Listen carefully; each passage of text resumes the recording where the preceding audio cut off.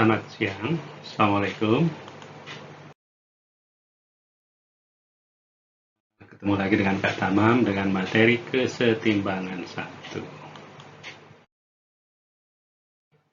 Hari ini kita akan belajar tentang keadaan setimbang itu apa sih ya. Kita akan pelajari kemudian kesetimbangan benda titik dan kemudian kesetimbangan benda tegar awal ya. Kalau di modul adik-adik kesetimbangan 1 itu hanya sampai kesetimbangan benda titik aja.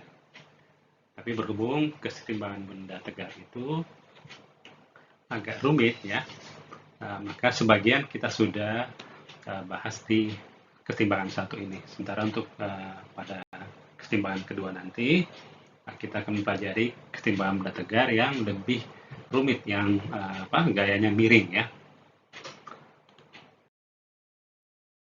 Baik, apa sih yang disebut dengan keadaan setimbang itu? Nah, keadaan setimbang itu adalah dapat terjadi dia dalam keadaan diam ya. Diam sama sekali, kecepatannya 0 dan kecepatan sudutnya juga 0. Disebut sebagai setimbang yang statis. Tapi juga bisa dia bergerak dengan kecepatan konstan ya. Apakah V-nya konstan atau omega-nya konstan. Nah, disebut dengan setimbang yang dinamis, seperti kincir angin ini yang berputar ya, mungkin dengan kecepatan yang konstan, maka disebut kesetimbangannya adalah kesetimbangan yang dinamis ya.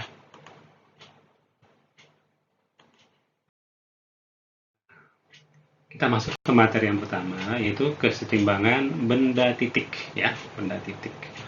Nah, apa yang disebut dengan benda titik? Benda titik adalah benda yang gaya-gaya bekerja melewati satu titik. Ya, sebesar apapun dia, itu ukurannya diabaikan. Jadi dianggap seperti titik kalau semua gaya bekerja seperti ini F1, F2, F3, dan F4 itu bekerja melewati satu titik. Maka disebut benda titik ya, bagaimanapun ukurannya.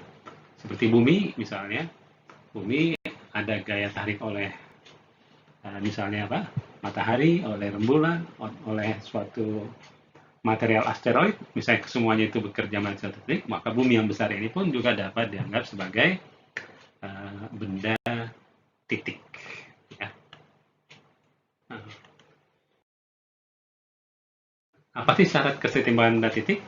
Nah, syaratnya adalah ya, itu adalah ini ya, jumlah gaya yang bekerja, resultan gaya bekerja itu sama dengan 0. Kita tahu gaya itu adalah besaran vektor, maka bisa menjadi 0 ya. Kalau misalnya ada 1000 Newton ke utara, terus ada 1000 Newton ke selatan, nah maka 0. 3 Newton ke atas, 3 Newton ke bawah, 4 Newton ke timur, 4 Newton ke barat, dan seterusnya. Nah, dalam penggambaran kita dalam 2 dimensi, kadang kita oleh sigma fx sama dengan 0 untuk horizontal dan sigma fy sama 0 untuk vertikal. Nah, sigma fx sama 0 artinya jumlah gaya yang ke kanan sama dengan jumlah gaya yang kiri. Sementara sigma fy sama dengan 0 artinya jumlah gaya yang ke atas sama dengan jumlah gaya yang ke bawah. Simpel kan? Ya. Tapi harus ada tahapan yang harus dilalui ya. Untuk 3 gaya ya, bukan 2, bukan 4, bukan 5, bukan 1, ada 3 gaya yang bekerja pada satu titik. Misalnya ini titiknya, ada 3 gaya, F1, F2, F3 ya. Dan di sini di seberang dari F1 ada alfa 1, F2 di sini ada alfa 2, F3 ada alfa 3, maka berlaku ini ya. F1 per sin alfa 1 sama dengan F2 per sin alfa 2 sama F3 per sin alfa 3.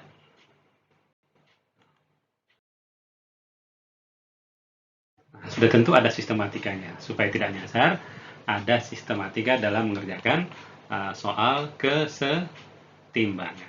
Ya.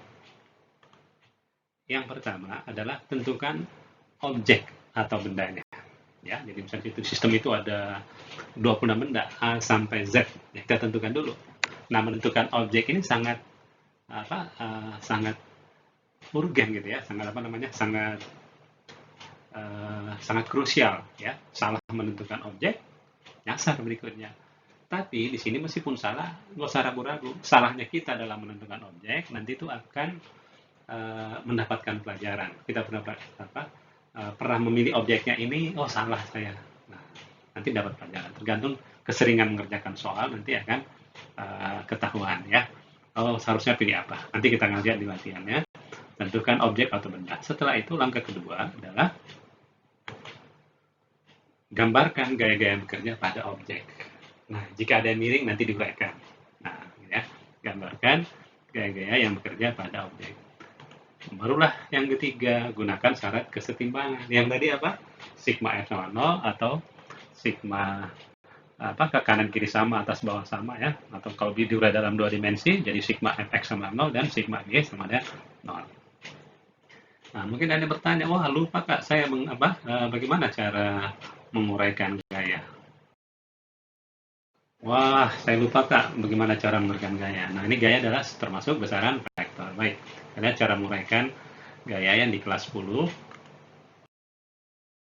Uraikan vektor, misalkan ya, ini ada vektor A.